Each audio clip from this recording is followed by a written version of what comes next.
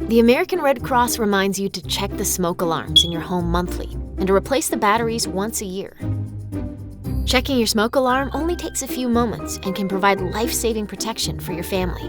To test your smoke alarm, take these 2 easy steps each month. Press the test button for 3 to 5 seconds. If you hear a loud beep, your alarm is working. It's that simple. If you don't hear a loud beep, then you will need to replace the batteries.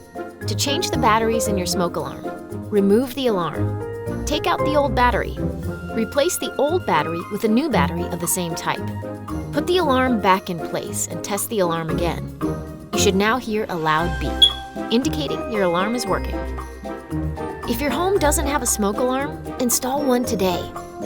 When selecting a location to install the new alarm, consider these tips. Every level of the home should have a smoke alarm, including the basement. Priority areas include a hallway outside of bedrooms, on the ceiling at the bottom of the stairways leading to the next level, and inside bedrooms or sleeping areas. Avoid placing smoke alarms in the kitchen or outside the door to a full bathroom. Now follow these easy steps to install your new smoke alarm. Place a sturdy ladder where you will install the alarm. Use a drill to insert screws into the wall to hold the alarm.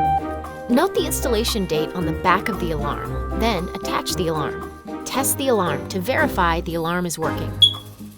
Now that you know how easy it is to test and install a smoke alarm, please join the Red Cross Sound the Alarm campaign. You can help us install free smoke alarms in your community that can save lives. To learn more, visit soundthealarm.org.